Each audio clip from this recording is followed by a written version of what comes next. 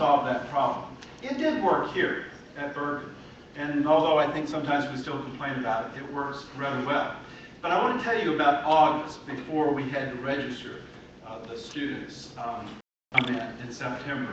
We were desperately trying to make this system work. The college was on a 4-day schedule. It closed on Fridays. The electricity was on, but there was no HVAC, and so it was hot. There were a group of us here who were working. We weren't paid extra. We just were trying to get this thing to work. That were here on Fridays to make that system work. I could name all those people. I won't. There weren't too many of them, but one of them was Priscilla Clemenco. And I thought that was an extraordinary thing. And the second story, just to remind you of, some of you know because you lived through it, but around 2003, our financial aid office was in crisis. And we were very concerned about that crisis. And there were some rather severe problems in terms of student services in the admissions area at that time. And the board had to take some rather dramatic decisions. And one of the things that we did, you may remember, is we had a cross-functional team that worked for months to redesign that system, get that system to work and to work well. It turned out to be somewhat of a controversial plan. I was very pleased to see that the board supported the kind of change that we recommended. And one of the people that was key in that process was Priscilla Clemenco. And I remember at the time when we asked her to step up to a position of director in that area, that there was a lot of criticism, not of her, but for the fact that we and the board had taken action to redesign that area. But the decisions made were very good decisions. And I remember talking to Priscilla about would she be willing to step up to the plate and do this. And you know, the Priscilla Clemenco I have known for years has been exactly that kind of employee. She's had a variety of positions here in the professional staff, in the director's unit, and then in the faculty unit. In each of those positions, until she reached the faculty unit, she was vested in the sense of all the provisions of tenure, longevity, contract protection, and that. But the college would need her to do things that other folk weren't able to do because of her degree of competency. And time after time, she stepped up to the plate and did that. And in so doing, actually forewent certain kinds of contractual and legal protections that she might have otherwise had. I don't know these details, and obviously I understand why you can't speak to them, and I know that you're considering all this very carefully.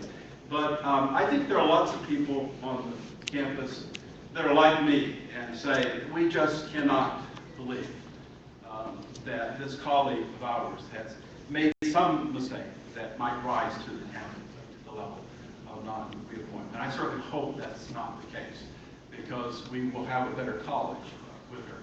Thank you.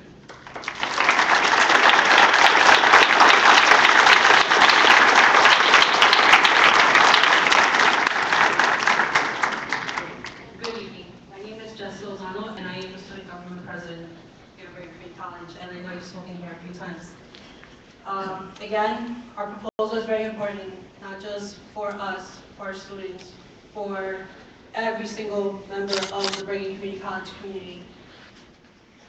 Yes, we didn't, when the mandate was first put into action, nobody ever expected for the students to be paying about 72% of the budget for the college. However, it's what it is. We're paying 72%, and the county gives us 13%, and the state 11%, and then the other 4% comes from other places, but majority comes from the people sitting here, the students. When you think about our struggles and everything we have to go through, could any of you actually relate to us? How many of you have actually been students at a community college?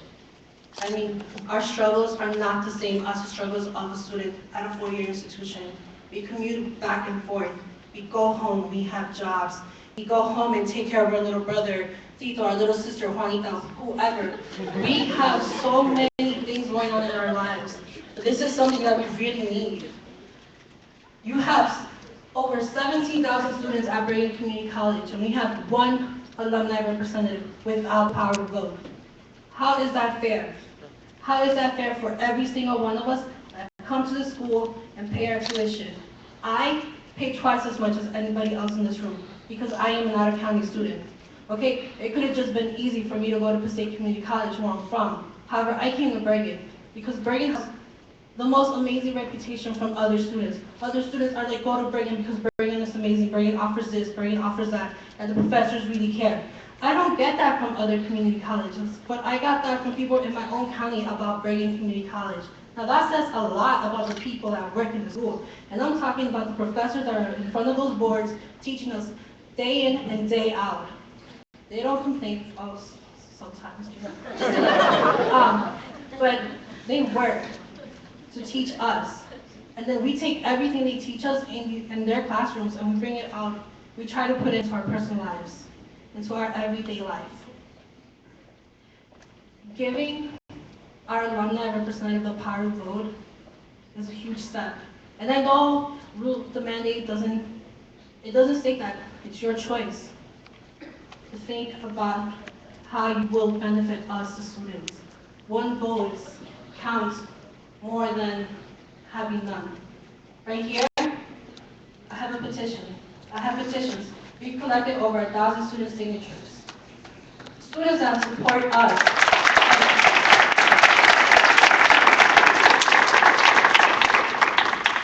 Some of them are in this room, some of them aren't. And there are plenty more. A lot more students are willing to back us up. A lot of them can't make it because they have, like I stated earlier, their own family struggles, their own personal issues. I am asking this board, you have a month, maybe, to vote on this. You have that time to think about whether to give us a power vote or not. But I hope you do. I really do, because this is great. It's not what a lot of people do. A lot of people just look at us. As students, we come and we go. Yes, we do. It's a community college. However, what we're trying to do here isn't going to go away. We have taken a stand for ourselves, for our fellow students. And just because I'm graduating, Catherine's graduating, and other people on our executive board and our senate and our club and activities are graduating, our message and our struggle and our journey to this point will not be forgotten.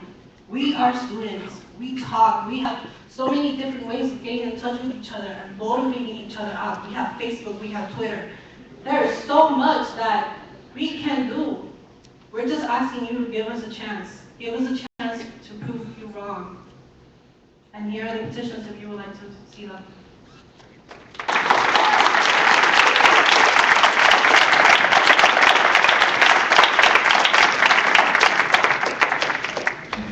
Before you speak, does anyone else in the audience want to speak? I don't want the same person speaking twice until everybody's had an opportunity. Chairman. Good evening. How we doing?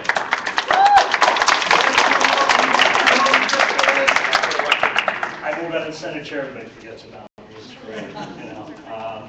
First off, I want to thank you for honoring your agreement that you made with me when I became chairman last year of the Board of Freeholders and agreed to move your meeting nights to accommodate the freeholders to attend your meetings. I want to thank you for that because it makes something else for me to do during the week when I have nothing else to do since I live right next door, basically.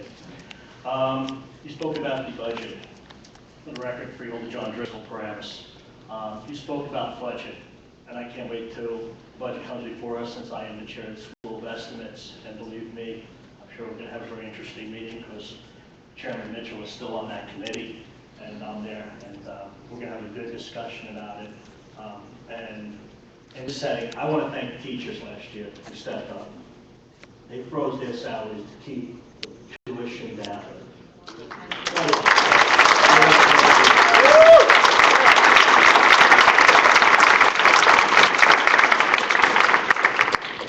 Getting on to the topic of the night, we had a visitor, last night at our freeholder meeting, and I promised her I would be here tonight.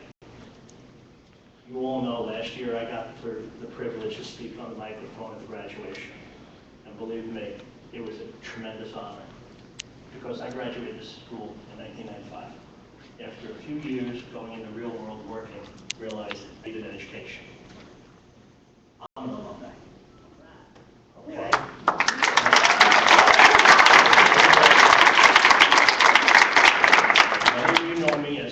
freeholder. Picture me sitting in that chair, do not let me have a vote.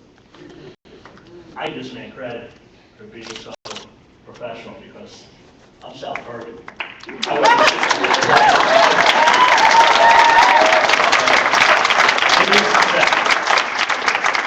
I read this about the legislation, and you're right, it does need to get cleaned up. And I offer student government, my office, to address your legislators, and I will do everything in my power to talk to legislators that I know and to get this cleared up a little bit because of too many shalls and mays in here that I don't like. So with that, you have a moment. I had faith in you, just like Freeholder Walsh had faith in 1964 when he voted to create this school. So needless to say, I have faith in you all to do what's right. Give this man the privilege to vote on what goes on in this institution. Because the last time I was here, I heard how many times the students paid for fees. It's like going out to dinner. Part of me and you going out to dinner, I pick up the tab and I tell you what you're eating. That's wrong. That's wrong. You should be able to do what you want. And this man should be able to vote.